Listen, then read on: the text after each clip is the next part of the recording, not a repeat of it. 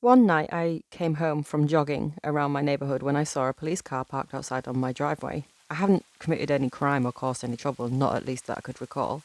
Did someone break into our house and was there a murder?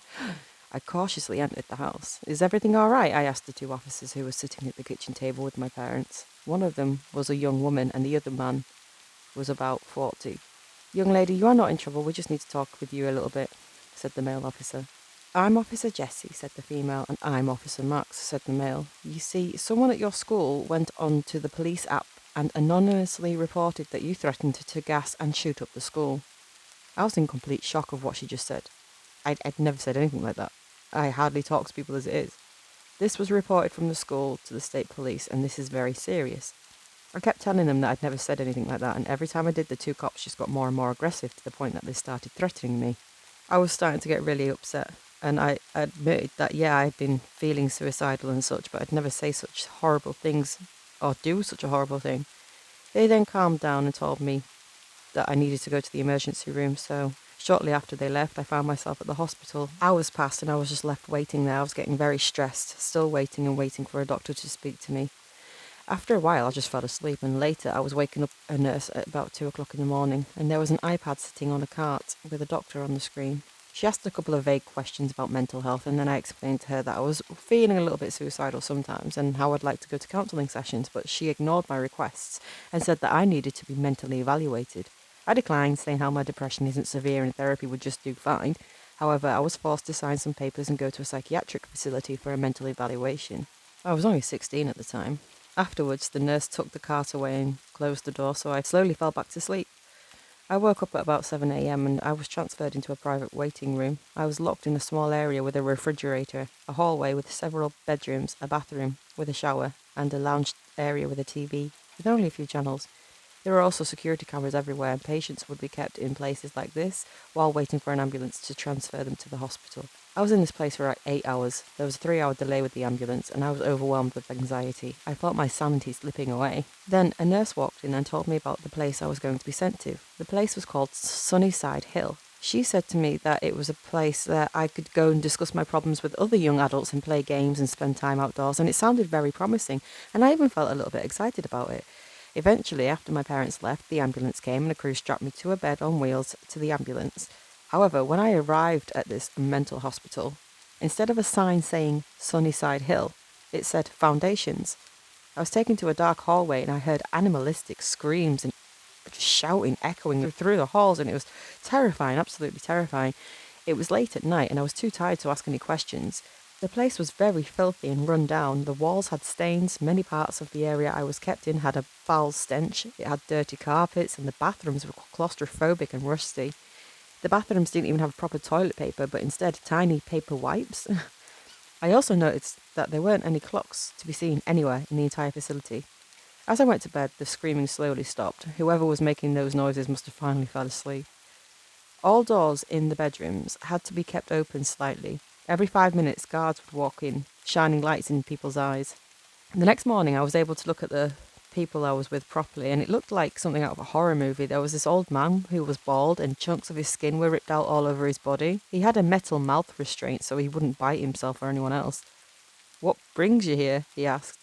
"I was falsely accused for making threats, and I have depression. What about you?" I said to him. The man tilted his head at me.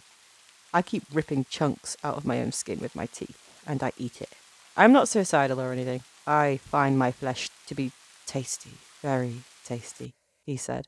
The man grumbled in frustration. "It's been like 4 months since I tasted my own flesh and blood, and if I could just have one more bite, even a little bite, that would do."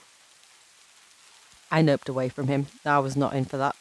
Then there was a middle-aged woman who was always in a fetal position, softly weeping.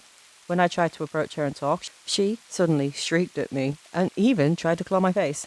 Luckily, a pair of guards were able to restrain her and take her away before I got hurt. Then there was a little boy who looked like he was around 7. He was very low functioning. All he could do was ramble gibberish and make animalistic screams. I felt horrible for that poor kid. He was also very unpredictable. He may be sitting quietly drawing something and then suddenly shriek and howl and throw himself into the wall violently, and then start banging his head against it and punching himself. I couldn't imagine what his parents had to deal with. I really wish I could help him in some way, but I couldn't. He was shortly sent to another group of people who were also lower functioning. Another person I saw was a young man who was my age. He had tally marks carved all over his body. The name's Victor, he said. I don't get very good grades in school, but I do everything I can. Go to tutoring, look stuff up online, try new study methods, but I just can't do well in school. Frustrated with myself, every time I fail at a test or a quiz, I will cut myself to remind myself every single time of how much of a failure I am. I hate myself because I can't do well in school. Okay then, well, that was nice to meet you, I said. I didn't know what to say back to him, to be quite honest. I then noticed a young girl sitting by the window with blue eyes and black hair. Who's that? I asked. What, her? That's Sophie Lang, said Victor. She came here yesterday, according to staff. She recently witnessed her best friend not only get run over by a car, but she saw her head get crushed by the wheels. She hasn't spoken a word since, and the staff have to force feed her. Sophie noticed my presence and smiled at me. Hey, that's the first time she's ever smiled here, said Victor. I approached Sophie and I tried talking to her. I heard what happened to you and I'm really sorry for your loss. I went through some terrible things too, I said. I explained to Sophie some of the things that have happened to me since I came home from jogging, and she began to cry. And then she just started hugging me. And although she didn't speak, she grabbed a piece of paper and wrote something down, and it said, I am terrified of this place and the people around me. A lot of the people around us are crazy, but you don't seem that way. I go to your school and I am the grade below yours. I sometimes see you in the hallways. I apologise if I did anything wrong to you. Can we be friends? I got confused, and I asked her what she did to me, but she didn't give a response. There were very many other patients I met, and they all made me feel very uncomfortable for various reasons. Sophie was always by my side. Many of the patients were mistreated, and I caught a glimpse of a child I saw earlier tied up and getting beaten mercilessly by several staff members. One patient who was a slow eater got yelled at and got punched in the face by a member of staff when lunchtime was over.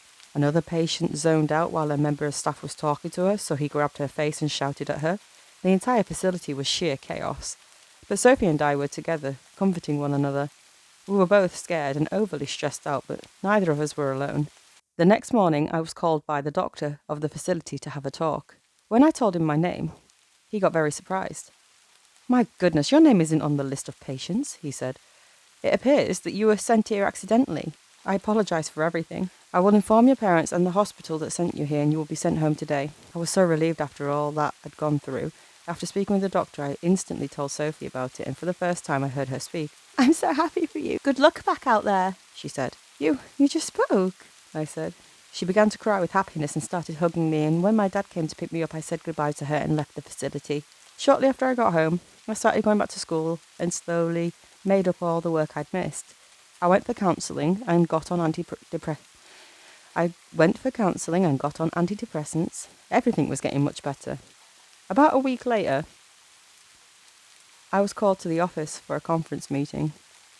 The principal revealed to me who falsely accused me, and her name was Sophie Lang.